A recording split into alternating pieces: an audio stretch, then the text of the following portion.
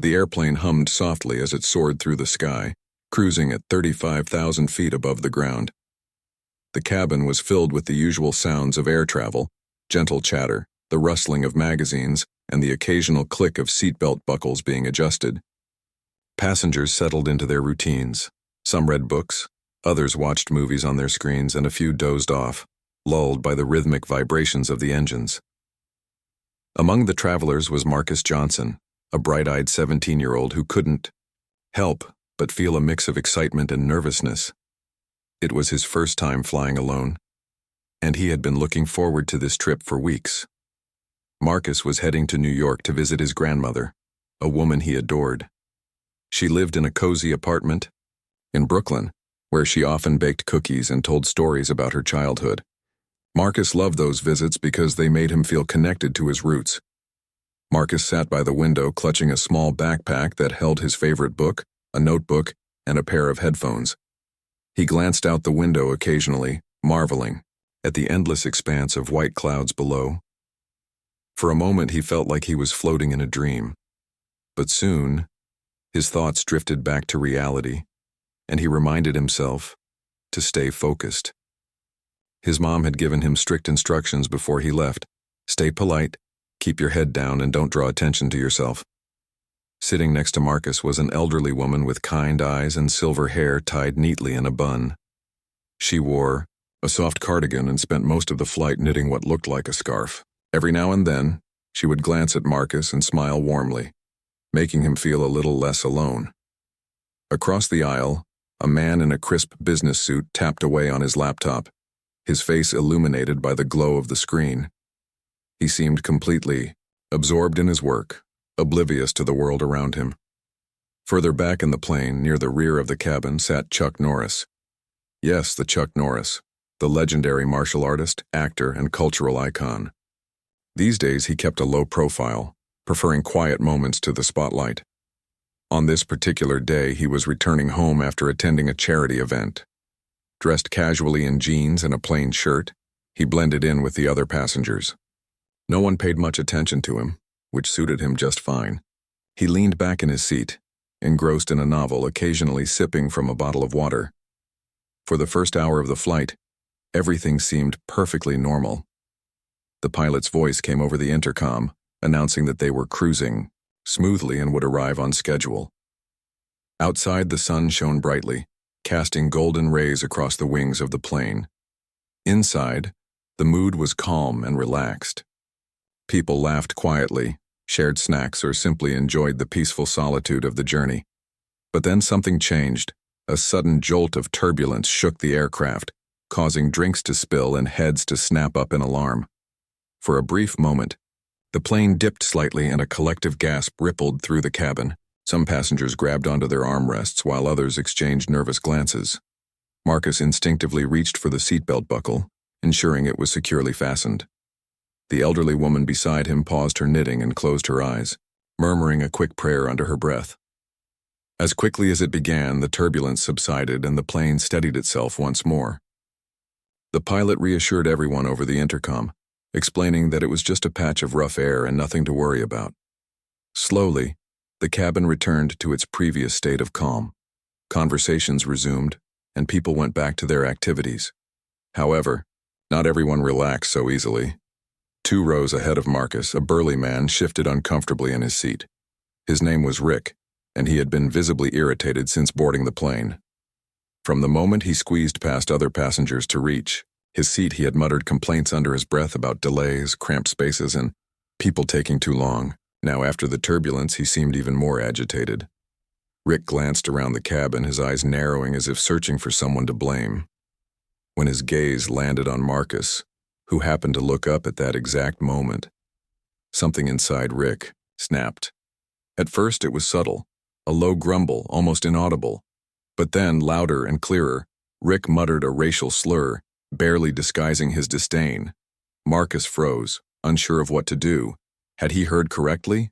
Was this man really saying such things? He tried to ignore it, hoping Rick would stop. Instead, Rick continued, his voice rising slightly. "You think you can just stare at me like that?" He sneered, leaning forward in his seat. The tension in the air became palpable. The elderly woman knitting beside Marcus stopped mid-stitch, her hands hovering uncertainly over her yarn.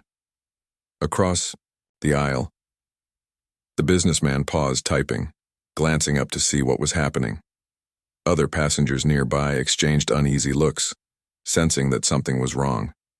Marcus swallowed hard, trying to remain composed. He hadn't done anything wrong. He'd simply glanced up during the turbulence like anyone else might have. But Rick wasn't interested in logic or reason. His anger simmered, growing more intense with each passing second. And thus what had started as a routine flight turned into something far more complicated. Little did anyone know, the events unfolding in this metal tube hurtling through the sky would leave a lasting impact on everyone aboard. From the back of the plane, Chuck Norris observed the scene unfolding. Though he remained outwardly calm, his instincts told him that trouble was brewing. Years of training and experience had taught him to recognize the signs of conflict, and this situation was no exception. For now, though, he stayed seated, waiting to see how things would unfold. After all, heroes don't rush into action without understanding the full picture. And as the tension mounted, it became clear that this flight was about to take an unexpected turn. Rick's behavior only grew worse as the minutes ticked by. His initial grumbles turned into sharp, biting comments directed at Marcus, who sat frozen in his seat, trying desperately to avoid drawing any more attention to himself. "What are you looking at, huh?" Rick snapped, leaning over the seat in front of him to glare at Marcus. His voice was loud enough for nearby passengers to hear, and it carried an edge that made everyone uneasy. Marcus felt a knot tighten in his stomach. He wanted to disappear, to vanish into thin air and escape this man's piercing gaze. But there was nowhere to go. The plane was packed, and he was trapped in his window seat. All he could do was stare straight ahead, hoping that if he ignored Rick, the man would eventually lose interest and leave him alone. But Rick wasn't done. If anything, Marcus's silence seemed to fuel his aggression. "You think you can just sit there like you own the place?" Rick continued, his tone dripping with hostility. "This is my country too, kid. Show some respect." The words hit Marcus like a punch to the gut. Respect? He hadn't done anything disrespectful. In fact, he had been minding his own business, quietly enjoying the view out the window.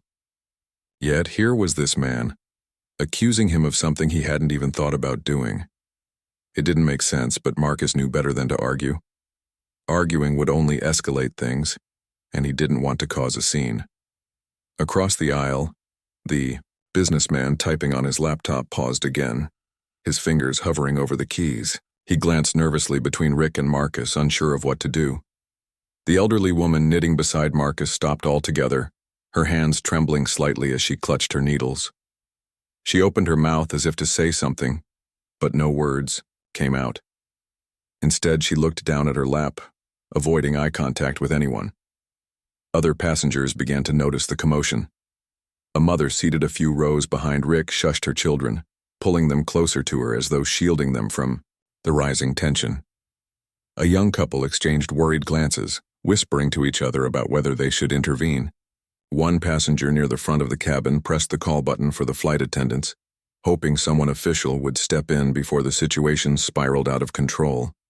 When the flight attendants arrived, they approached cautiously, their smiles strained but professional. "Is everything okay here, sir?" one of them asked Rick, her voice calm but firm. She was a petite woman with a warm demeanor, but even she couldn't mask the nervousness in her eyes. Rick barely acknowledged her. "Everything's fine," he barked, waving her off dismissively. "Unless this kid decides to start acting right." The flight attendant turned to Marcus, her expression softening. "Are you okay, sweetie?" she asked gently. Marcus nodded, quickly, not trusting himself to speak. Tears pricked at the corners of his eyes, but he blinked them away, determined not to let Rick see him cry. Crying would only give the man more ammunition, and Marcus refused to give him that satisfaction. Flight attendant tried again to defuse the situation. "Sir, I need you to lower your voice," she said to Rick, her tone firmer this time. "We're all trying to enjoy a peaceful flight." Rick scoffed, rolling his eyes dramatically. "Peaceful? You call this peaceful? This punk keeps staring at me like he's got something to say. Maybe he should learn some manners. By now, the entire cabin was aware of the confrontation. Conversations had died down, replaced by an eerie silence punctuated only by the hum of the engines. Passengers shifted uncomfortably in their seats, torn between wanting to help and fearing the consequences of getting involved. Some looked away, pretending not to notice, while others stared openly, their faces etched with concern. Marcus finally found his voice. "I'm sorry," he said softly, addressing Rick directly. "I didn't mean to bother you. I'll stop looking." His words were polite, almost apologetic, despite the fact that he had done nothing wrong. He hoped that apologizing would placate Rick, that it would be enough to end the confrontation. For a brief moment, it seemed like it might work. Rick leaned back in his seat, crossing his arms over his chest. He muttered something under his breath, something unintelligible, but he appeared to relax slightly. The flight attendants exchanged relieved glances, thinking the worst was over. But then Rick did something unexpected. As Marcus turned back toward the window, attempting to put the incident behind him, Rick suddenly lunged forward. With surprising speed, he reached across the seat in front of him and shoved Marcus hard on the shoulder. The force of the push nearly knocked Marcus out of his seat, causing him to stumble sideways and bump into the elderly woman beside him. Gasps erupted throughout the cabin. The elderly woman dropped her knitting needles, which clattered loudly against the floor. The Yapa businessman slammed his laptop shut, his face pale with shock. Even the flight attendants took a step back, their professionalism crumbling in the face of such blatant aggression. "What is wrong with you?" Marcus exclaimed, his voice trembling with a mix of fear and anger. He hadn't expected physical violence, and the suddenness of it left him reeling. For the first time since the ordeal began, he allowed himself to feel the full weight of the injustice. Why was this happening to him? What had he done to deserve this? Rick smirked, clearly pleased with the reaction he had provoked. "That's what you get for disrespecting me," he sneered. "Next time, keep your eyes to yourself." The flight attendants sprang into action, positioning themselves between Rick and Marcus. "Sir, we're going to have to ask you to calm down," one of them said firmly, her earlier politeness replaced by a steely resolve. "If you continue behaving this way, we'll have no choice but to involve security once we land." Rick laughed bitterly, shaking his head. "Security? For what? This kid started it, not me. Ask anyone. They'll tell you I'm telling the truth." No one spoke up to support him. The passengers remained silent, their expressions ranging from disapproval to outright disgust. Some shook their heads in disbelief, while others whispered angrily among themselves. One man muttered, "Unbelievable," loud enough for those around him to hear. From the back of the plane, Chuck Norris watched the chaos unfold with growing concern. He had seen plenty of conflicts in his lifetime, both on-screen and off, but this was different. This wasn't staged drama or choreographed action. It was real life, raw and unfiltered. And it was happening right in front of him. Chuck knew he couldn't stay seated forever. Something inside him, a deep-seated sense of justice, told him that he had to act. But he also knew timing was everything. Rushing in blindly wouldn't solve the problem. It might even make it worse. So he waited, observing carefully, gauging the situation. As the tension reached its peak, Chuck made his decision. Slowly, deliberately, he rose from his seat, his presence immediately commanding attention. Passengers turned to look at him, their eyes widening in recognition. Whispers spread like wildfire. "Is that Chuck Norris?" Rick, still smirking, noticed the commotion and turned to see what everyone was staring at.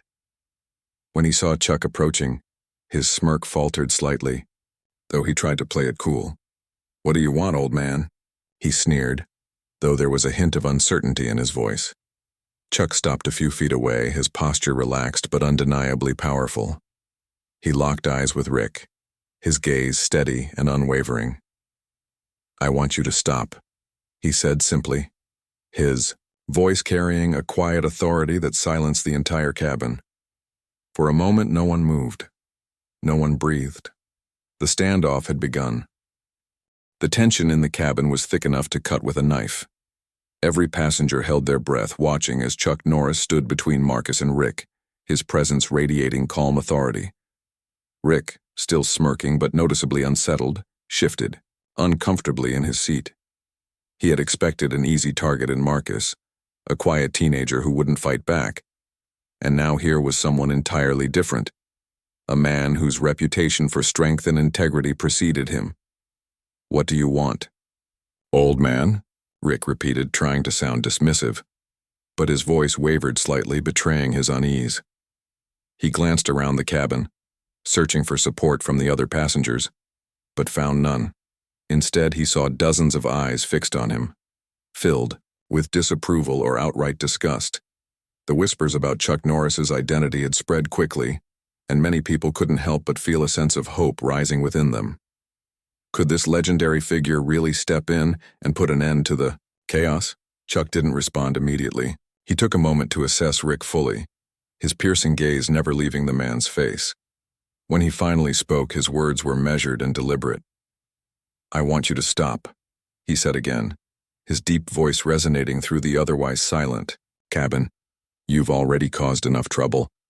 Rick snorted, attempting to mask his growing discomfort with bravado. "Trouble? This kid started it by staring at me like he's got something to say. I'm just teaching him some respect." "Respect works both ways," Chuck replied calmly, his tone firm yet devoid of anger. "And right now, you're the one lacking it." The simplicity of Chuck's statement struck a chord with everyone listening. It wasn't shouted or aggressive. It was a quiet reminder of basic human decency, delivered with such conviction that it left no room for argument. Yet Rick refused to back down. His ego wouldn't allow him to admit defeat, not in front of a plane full of witnesses. "You don't know what you're talking about," Rick snapped, leaning forward in his seat. "Stay out of this. This has nothing to do with you." Chuck tilted his head slightly, his expression unreadable. "Actually, it does," he said, "because when someone threatens another person, especially a child, it becomes everyone's business." The word child hung in the air, emphasizing Marcus's vulnerability. Rick hesitated for a split second, perhaps realizing how unreasonable he sounded. But instead of backing off, he doubled down. "Kid? That's no kid. He's big enough to throw punches if he wanted to. Why should I be the only one playing nice?" Before Chuck could respond, Rick made a sudden move. With surprising speed, he lunged toward Marcus again, clearly intending to intimidate or worse. Passengers gasped, bracing themselves for another violent outburst. But Chuck was faster. In one fluid motion, Chuck stepped between Rick and Marcus, blocking Rick's path. Without raising his voice or losing his composure, Chuck grabbed Rick's wrist mid-motion, halting him instantly. Rick froze, stunned by the unexpected resistance. For a brief moment, the two men locked eyes, and what happened next was almost surreal. Chuck applied gentle but unyieldingly firm pressure to Rick's wrist, guiding his arm downward until Rick was forced to sit back in his seat. The entire maneuver lasted less than 5 seconds, but its impact was profound. Rick struggled briefly, attempting to wrench free, but Chuck's grip was like iron wrapped in velvet, impossible to break yet strangely non-threatening. It wasn't brute force. It was precision and control, honed over decades of martial arts training. "I didn't want to do this," Chuck said quietly, his voice carrying a note of regret. "But you've left me no choice." Rick glared up at him, his face flushed with humiliation. He opened his mouth to retort, but no words came out. Whatever bravado he'd been clinging to had evaporated under Chuck's calm dominance. The passengers, meanwhile, sat in stunned silence, processing what they had just witnessed. Some stared wide-eyed, while others exchanged astonished looks, whispering phrases like, "Did you see that?" and "unbelievable." The flight attendants, who had been hovering nearby, finally stepped forward. One of them addressed Rick directly, her tone firmer than before. "Sir, we warned you earlier about your behavior. If you continue to act aggressively, we will have no choice but to involve law enforcement upon landing." Rick shot her a venomous look but said nothing. Defeated and humiliated, he slumped back in his seat, avoiding eye contact with anyone. The flight attendants thanked Chuck profusely, their relief evident. "Thank you, Mr. Norris," one of them said sincerely. "We really appreciate your help." Chuck nodded modestly, brushing off the gratitude with a small smile. "Just doing what needed to be done," he replied. Then, turning his attention to Marcus, he knelt beside the teenager's seat. "Are you okay, son?" he asked gently, his voice filled with genuine concern. Marcus nodded, though his hands were still trembling slightly. "Yeah, I think so," he stammered. "Thank you for stopping him." Chuck placed a reassuring hand on Marcus's shoulder. "You didn't deserve any of that," he said firmly. "Don't let anyone make you feel small or powerless. You're stronger than you realize."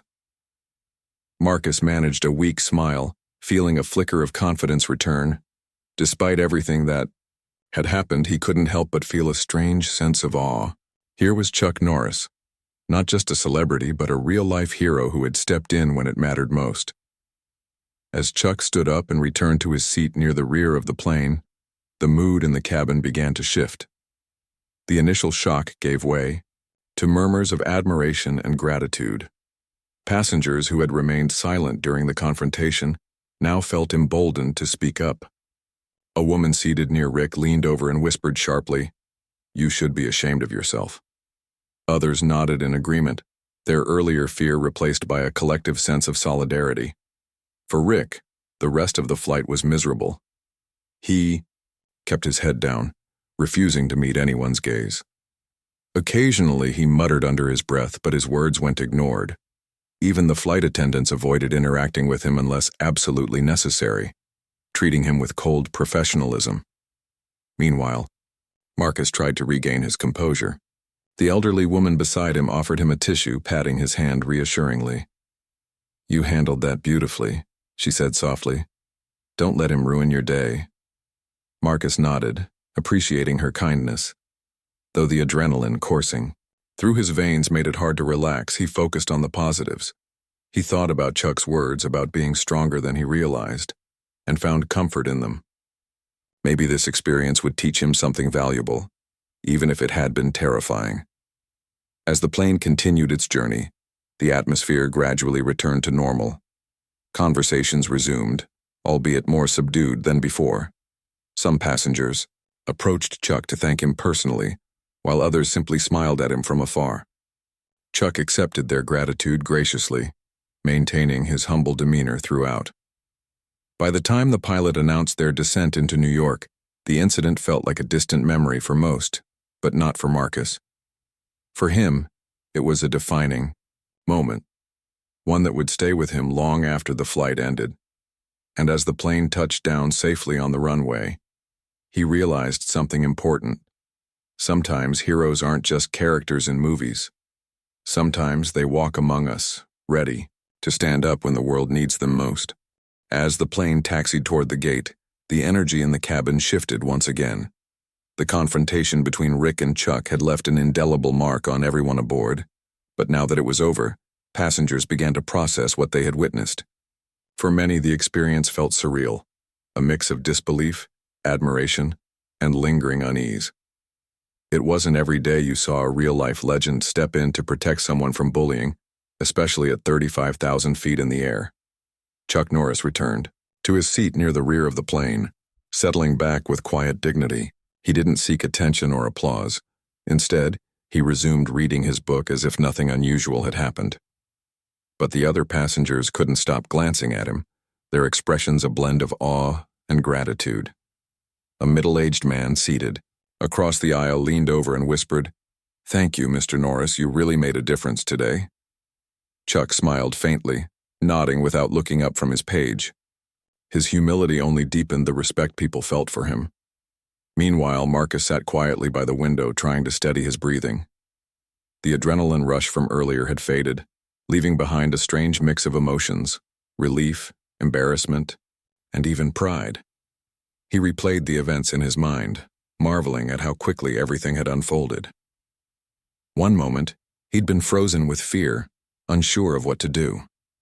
The next, Chuck Norris had appeared like some kind of guardian angel, diffusing the situation with calm authority. The elderly woman beside Marcus noticed his thoughtful expression and patted his hand gently. "You're going to be okay," she said softly, her voice warm and reassuring. "That man showed us all what true courage looks like." Marcus nodded, managing a small smile. "Yeah, I just wish none of this had happened." The woman sighed, her knitting needles clicking softly as she resumed her work. "I know, dear. Life isn't fair sometimes. But remember this. There are always good people willing to stand up when things go wrong, like Mr. Norris did today." Her words stayed with Marcus, planting a seed of hope in his heart. Despite the ordeal, he realized that kindness and bravery still existed in the world, and that knowledge gave him strength. At the front of the plane, the flight attendants prepared for landing, their movements brisk but efficient. They exchanged quiet remarks about the incident, shaking their heads in disbelief. One of them approached Rick's seat cautiously, handing him a note written by another passenger. It was folded neatly, its message simple yet powerful. "Hate doesn't win. Love always does." Rick stared at the note for a long moment, his face unreadable. Then, with a heavy sigh, he crumpled it in his fist and shoved it into his pocket. Whether the message resonated with him or not, no one could tell. He remained silent for the rest of the flight, avoiding eye contact with anyone around him. Some passengers speculated that he might have been reflecting on his actions, while others assumed he was simply sulking in defeat. Either way, the tension he had brought into the cabin seemed to dissolve along with his silence. When the plane finally came to a stop at the gate, the usual flurry of activity began. Passengers unbuckled their seatbelts, retrieved their carry-on, bags from the overhead compartments, and lined up to disembark. But this time, something felt different. Instead of rushing off impatiently, many lingered, eager to express their gratitude to Chuck Norris before leaving the aircraft. A young mother, with 2 children, stepped forward hesitantly, holding out her phone. "Mr. Norris, would you mind taking a picture with my kids? They're huge fans of yours." Chuck smiled warmly, standing up to pose with the family. The children grinned ear to ear, thrilled to meet their idol in person. Other passengers followed suit, forming a small line to shake Chuck's hand or thank him for his intervention.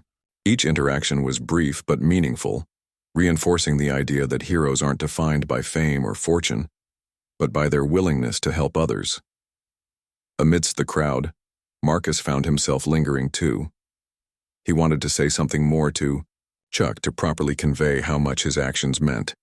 Summoning his courage, he approached the martial artist who was gathering his belongings near the exit. Mr. Norris?" Marcus began hesitantly, his voice barely above a whisper. Chuck turned to face him, his expression softening when he saw who it was. "Hey, Marcus," he said warmly. "How are you holding up?" "I'm okay," Marcus replied, though his voice trembled slightly. "I just wanted to say thank you again. Really. What you did, it meant a lot." Chuck placed a hand on Marcus's shoulder, giving it a reassuring squeeze. "You don't need to thank me, son. Standing up for people is what we're all supposed to do. Remember that." Marcus nodded, feeling a lump rise in his throat. "I will," he promised. "But why did you do it? I mean, you didn't have to get involved." Chuck chuckled softly, his eyes twinkling with wisdom. "Because doing the right thing isn't about convenience, it's about making sure the world stays a little brighter, even if it's just for one person. And besides," he added with a wink, "someone had to show that guy what happens when you pick on the wrong teenager." Marcus laughed despite himself, the sound light and unexpected. For the first time since the confrontation, he felt a sense of closure. The fear and shame that had weighed him down were slowly lifting, replaced by a newfound determination to carry himself with confidence.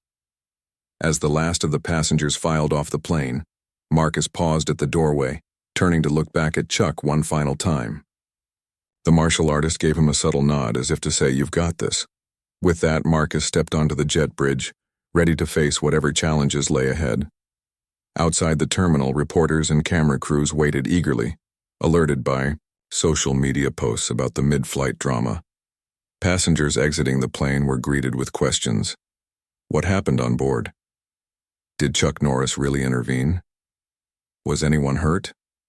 The story spread rapidly, capturing the public's imagination. Hashtags like "Our Chuck Norris hero" and "We stand against hate" trended online, sparking conversations about courage, compassion, and the importance of standing up against injustice.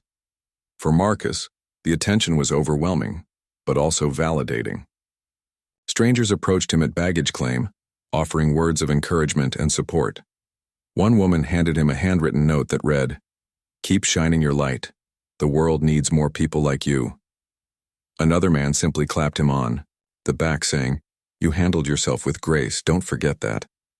By the time Marcus reached his grandmother's apartment in Brooklyn, he was exhausted, but inspired. Over dinner, he recounted the entire ordeal to her, describing every detail from the turbulence to Chuck Norris's intervention. She listened intently, her eyes glistening with tears of both sadness and pride. When he finished, she pulled him into a tight hug. "You're stronger than you think, Marcus," she told him, "and you'll use this experience to make a difference. I know it." Later that night, as Marcus lay in bed staring at the ceiling, he thought about everything that had transpired. The fear, the anger, the heroism. It all felt like a whirlwind, impossible to fully comprehend. But one thing was clear. He had survived. More than that, he had emerged with a deeper understanding of resilience and the power of standing up. Not just for yourself, but for others. The next morning, Marcus decided to write about his experience. He poured his thoughts into an essay, titled "When Heroes Walk Among Us," detailing the events of the flight and the lessons he had learned. His teacher submitted it to the school newspaper, where it quickly gained traction. Students and faculty alike praised Marcus for his honesty and bravery, and soon the piece went viral, reaching readers far beyond his hometown. Inspired by the response, Marcus began exploring ways to advocate for social justice. He joined clubs, focused on equality and anti-bullying initiatives, using his voice to raise awareness about issues affecting marginalized communities. Though he knew the road ahead wouldn't be easy, he felt empowered to create change, one step at a time. For Chuck Norris, he returned to his quiet life, brushing off the media frenzy with characteristic humility.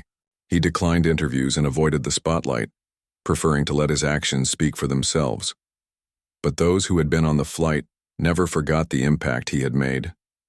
To them, he wasn't just a celebrity or a cultural icon. He was proof that true heroes exist, ready to act when the moment calls. And so, the story of the racist attack mid-flight and Chuck Norris's intervention became more than just a tale of conflict and resolution. It served as a reminder that even in moments of darkness there is always light, and that ordinary people can rise to extraordinary occasions, shaping the world in ways they may never fully understand. The aftermath of the flight lingered in Marcus's mind long after he stepped off the plane. The events had unfolded so quickly, yet they felt like they'd stretched across hours, each moment etched into his memory with vivid clarity. That night, as he lay in his grandmother's guest room staring at the ceiling, the weight of what had happened began to settle over him. He replayed every detail, Rick's angry words, the shove that nearly knocked him out of his seat, the way Chuck Norris had stepped in with calm authority. It was overwhelming, but not in a bad way. For the first time, Marcus realized that sometimes life throws challenges your way not to break you, but to teach you something important. The next morning, Marcus woke up early, unable to sleep any longer. His grandmother was already in the kitchen, humming softly as she prepared breakfast. She glanced up when he entered, her face lighting up with a warm smile. "Good morning, sweetheart," she said, setting a plate of pancakes on the table. "How are you feeling today?" Marcus hesitated, unsure how to answer. Part of him still felt shaken, but another part, a stronger, quieter part, felt oddly inspired. "I'm okay," he finally said, sitting down at the table. "But I keep thinking about what happened on the plane. About everything. His grandmother nodded knowingly. She pulled out a chair and sat beside him, placing a comforting hand on his arm. "It's normal to feel that way," she said gently. "When something big happens, it takes time to process. But tell me this, did you learn anything from it?" Marcus thought for a moment before answering. "Yeah, I think I did," he said slowly. "I learned that even when things seem really bad, there are always people who care enough to step in and help, like Mr. Norris if he hadn't been there." He trailed off, shaking his head. His grandmother squeezed his hand. "Exactly," she said firmly. "And don't forget, you showed courage too, Marcus. You stayed calm when most people would have panicked. That's not easy." Her words struck a chord within him. Courage. Was that what he had shown? He wasn't sure, but the idea made him sit up a little straighter. Maybe he had been brave even if he hadn't realized it at the time. And maybe bravery wasn't just about fighting back. It was about standing. Firm, staying true to yourself and refusing to let hate win. After breakfast, Marcus decided to write about his experience. He grabbed his notebook and pen, settling into a cozy corner of the living room. At first, the words came slowly, hesitant and uncertain, but as he wrote, the thoughts flowed more freely, spilling onto the page in a raw, heartfelt stream. He titled the piece "When Heroes Walk Among Us" and poured every emotion into it, the fear, the anger, the gratitude, and the hope. By the time he finished, tears were streaming down his face, but he also felt a strange sense of relief, as if writing it all down had lifted a burden from his chest. A few days later, Marcus shared his essay with his high school teacher during an online check-in. The teacher read it carefully, her expression growing increasingly moved. "This is incredible, Marcus," she said when she finished. "Would you mind if I submitted it to the school newspaper? I think everyone needs to hear this story."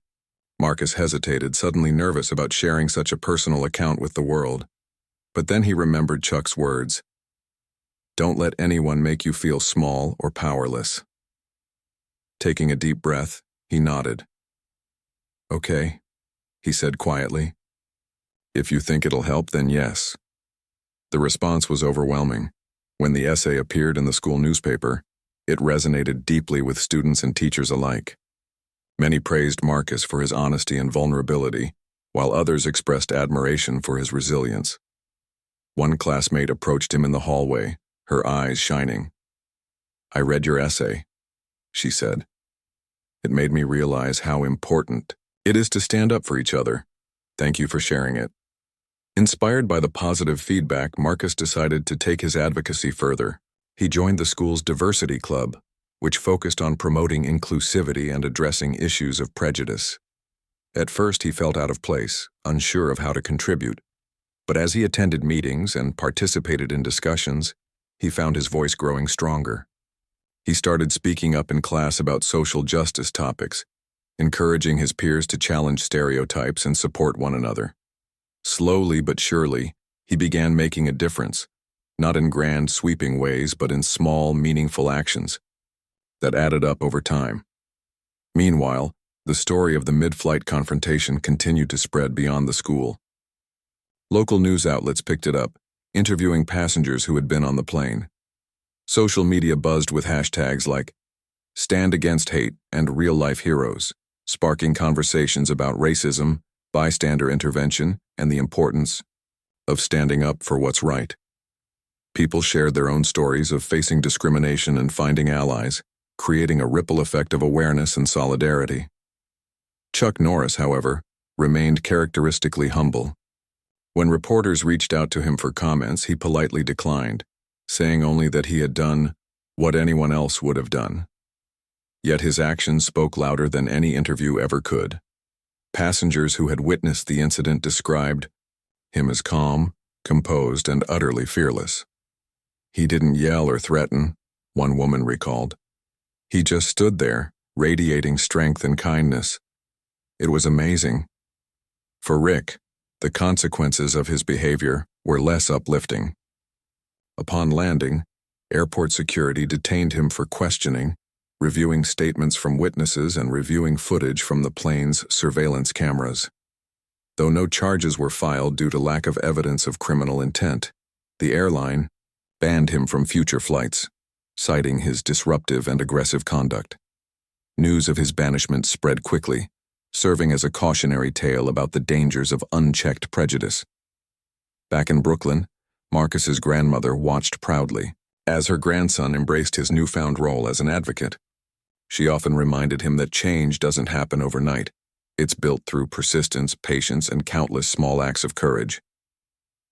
"You're planting seeds, Marcus," she told him one evening as they sat together on the couch. "Someday, those seeds will grow into something beautiful." Marcus smiled, feeling a renewed sense of purpose. He knew the road ahead wouldn't be easy. There would still be moments of doubt, frustration, and fear. But he also knew that he wasn't alone. Whether it was his family, his friends, or strangers inspired by his story, he had a community of supporters cheering him on. One weekend, Marcus visited a local community center where volunteers organized workshops on anti-bullying and conflict resolution. As he listened to speakers share their experiences, he realized how much he had grown since that fateful flight. What had once seemed like an insurmountable challenge now felt like a turning point, a catalyst for change. By the end of the day, he signed up to volunteer, eager to give back and help others find their voices. As weeks turned into months, Marcus's confidence blossomed. He began dreaming bigger, imagining a future where he could use his passion for engineering to create solutions that addressed social inequalities. Perhaps he could design affordable housing for marginalized communities or develop technology to improve access to education. Whatever path he chose, he vowed to approach it with the same determination and compassion that had guided him thus far. And through it all, he carried the memory of Chuck Norris's intervention, not as a miracle, but as a reminder that heroes aren't born, they're made. They're ordinary people who choose to act with extraordinary courage, even when the odds seem stacked against them. Marcus knew now that he too could be a hero, not because of fame or strength, but because of the choices he made every single day. By the time Marcus returned home after his visit with his grandmother, he felt transformed. The boy who had boarded the plane weeks earlier was still there, but he was different now, stronger, wiser, and more determined than ever to make the world a better place. And as he looked out the window at the bustling streets of New York City, he whispered a silent thank you to the man who had changed everything. Not just for stopping a bully, but for showing him the power of standing up for what's right. The days following Marcus's transformative experience were filled with small yet significant moments of growth. Each interaction, each decision he made, seemed to carry a new weight, a sense that his actions mattered more than he had ever realized before. He began noticing the ripple effects of standing up for what was right, not just in his own life, but in the lives of those around him. At school, Marcus became a quiet leader among his peers. His essay about the flight had sparked conversations beyond the classroom walls, inspiring students and teachers alike to reflect on their roles in creating a kinder, more inclusive environment. During lunch breaks, he often found himself surrounded by classmates eager to share their thoughts or ask questions about how they could make a difference too. "It's not always easy," Marcus admitted one afternoon as he sat with a group of friends under the shade of a tree. "Sometimes you feel like one person can't change much, but if everyone tries, even in little ways, it adds up."